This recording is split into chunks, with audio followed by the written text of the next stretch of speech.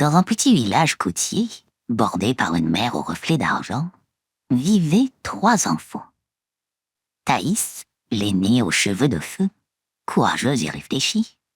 Jean, petit blond intrépide et débordant d'imagination. Et Théodore, le plus jeune, rêveur et sensible. Leur père était un marin chevronné.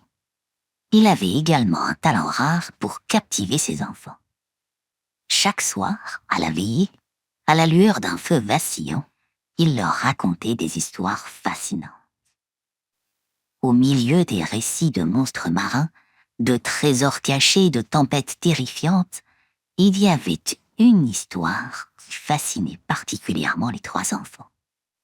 Elle parlait d'un marin, prisonnier d'une île dorée. Il était retenu par le dieu des mers et cherchait à s'en évader en vain.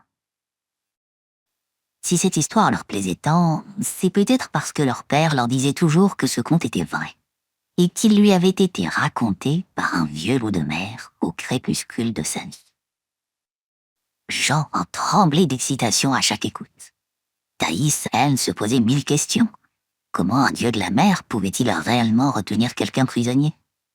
Quant à Théodore, il frissonnait de peur à l'idée qu'un tel malheur puisse arriver à leur père. Mais, malgré ces émotions contradictoires, les 3 enfants n'avaient de cesse d'en redemander. Et leur père riait souvent. « Vous êtes des marins dans l'âme, mes enfants. Mais souvenez-vous, la mer, aussi belle soit-elle, est parfois capricieuse. » Un matin, alors que le soleil se levait doucement, Thaïs, Jean et Théodore prirent la mer pour relever des casiers de crabes. Ils avaient l'habitude de naviguer seuls, dans leur petite embarcation à voile que leur père leur avait appris à manœuvrer. Mais, ce jour-là, alors qu'ils voguaient joyeusement, une brume épaisse et froide s'abattit sur eux. Elle était accompagnée de vents tournants et violents. La mer devint soudain agitée et les vagues s'élevèrent, menaçant leur frêle embarcation. Et la tempête, bien que brève, les emporta loin de leur repère. Lorsque la brume finit par se lever, ils découvrirent avec effroi qu'ils étaient perdus en pleine mer. Autour d'eux, ils ne voyaient que les vagues et nulle terre à l'horizon. « Où sommes-nous » murmura Théodore, le cœur serré. « Je crois que nous sommes perdus » constata Thaïs. Et pour comble de malchance, le soleil commençait à se coucher, annonçant une nuit prochaine. Les enfants scrutaient l'horizon, dans l'espoir d'apercevoir une terre qui pourrait les guider. Et soudain, Jean s'écria. « Thaïs, regarde là-bas, une île. Avec le soleil couchant, elle est toute dorée. Elle me fait penser à l'histoire de papa. » À l'évocation de leur père, le cœur de Théodore se serra davantage. Mais Thaïs prit une décision rapide. « Nous allons accoster là-bas. Nous ne pouvons pas rester en mer cette nuit. » Ils dirigèrent donc leur embarcation vers l'île dorée. En approchant, ils constatèrent que le sable scintillait dans le soleil couchant, comme de minuscules éclats d'or, créant une atmosphère magique. Après avoir échoué leur embarcation sur la plage, les 3 enfants partirent explorer l'île. Elle était sauvage et semblait inhabitée. En gravissant un éperon rocheux, ils découvrirent une grotte profonde et sèche, parfaite pour passer la nuit. Ils s'installèrent, soulagés d'avoir trouvé refuge, et se préparèrent à passer la nuit ici. Pourtant, alors qu'ils se réchauffaient autour d'un bon feu qu'ils avaient allumé, une voix rauque retentit dans l'obscurité. « Que faites-vous ici ?» Les 3 enfants sursautaient. Devant eux se tenait un homme, à l'air fatigué. Une longue barbe hirsute encadrait un visage muriné par le vent et le sel. Ses vêtements délavés et sa posture raide trahissaient des années de solitude. « Qui êtes-vous » demanda Thaïs en se levant instinctivement pour protéger ses frères. « Je suis le maître de cette grotte » répondit le marin d'un ton sec. « Mais qui êtes-vous pour envahir mon refuge » Jean, encore impressionné par l'allure de cet homme, bafouilla. « Nous sommes perdus. Une tempête nous a emportés loin de chez nous. » L'homme, adoucissant son ton, soupira. Vous n'êtes pas les seuls. Moi aussi, j'ai été piégé par la mer. Je suis coincé ici depuis des années. Ces mots firent écho dans l'esprit des enfants. Jean se redressa d'un bond. Comme dans le conte de notre père. Mais alors vous êtes le marin prisonnier de l'île dorée? Le vieil homme haussa un sourcil, surpris. Votre père doit être un homme bien informé. Mais oui, c'est vrai. Je suis piégé ici depuis des années. Les enfants, fascinés, se regroupèrent autour du feu pour écouter son récit.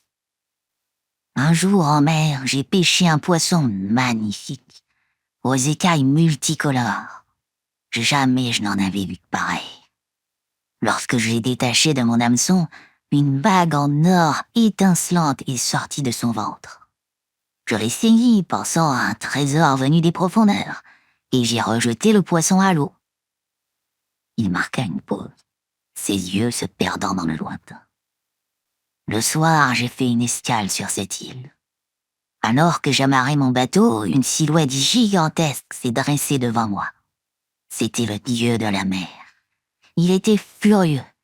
Il m'a ordonné de lui rendre son anneau, sous peine de me punir.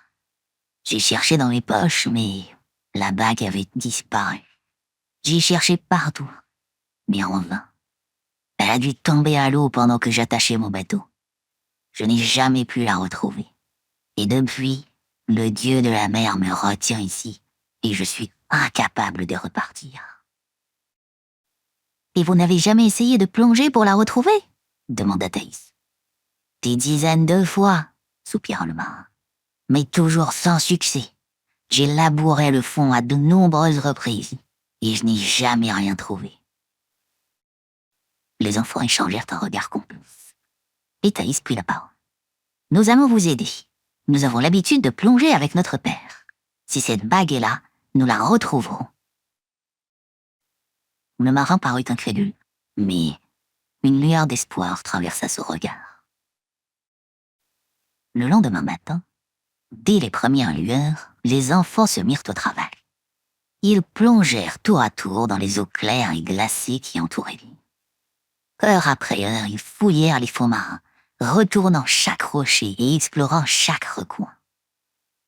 Le marin les observait depuis la rive, partagé entre l'espoir et la résignation. Car malgré les efforts des enfants, la bague restait introuvable. À un moment, Jean, épuisé et affamé, remonta à la surface avec une grosse huître. « Si nous ne trouvons pas la bague, au moins nous aurons quelque chose à manger, » dit-il en plaisantant. Il brisa l'huître avec une pierre, et, à leur stupéfaction, une lumière dorée jaillit de la coquille. « La bague !» s'écria Jean. « Elle était tombée dans cette huître. C'est pour ça que vous ne l'avez jamais trouvée. » Le marin resta bouche bée, les larmes aux yeux. Sans perdre de temps, ils montèrent dans leur embarcation, le marin tenant fermement la bague. Et alors qu'ils s'éloignaient de l'île, le dieu de la mer apparut, immense et menaçant, émergeant des flots. « Es-tu ici pour me rendre mon anneau ?» tonna-t-il.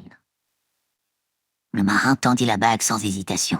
« Oui, prends-la et libère-moi. » Le dieu de la mer saisit l'anneau, et à leur grande surprise, se mit à sourire. « Tu as tenu parole, marin. Je te libère de ton malheur. Et pour toi et ces jeunes courageux, je ferai souffler un vent favorable. » Une brise douce se leva aussitôt, gonflant la voile de leur bateau. Et en quelques heures d'une navigation sans histoire, ils retrouvèrent le rivage familier et leur village. Les enfants retrouvèrent leurs parents, soulagés et émus, tandis que le marin, après les avoir remerciés chaleureusement, leur annonça qu'il ne retournerait jamais en mer. Je vais m'installer dans la forêt et devenir chasseur. La mer m'a enseigné à ne pas tenter le destin une seconde fois. Et quant aux enfants, ils ne cessèrent jamais de raconter cette aventure à tous ceux qui voulaient bien les écouter. Et ils devinrent, à leur tour, une des histoires que leur père leur racontait à la veillée.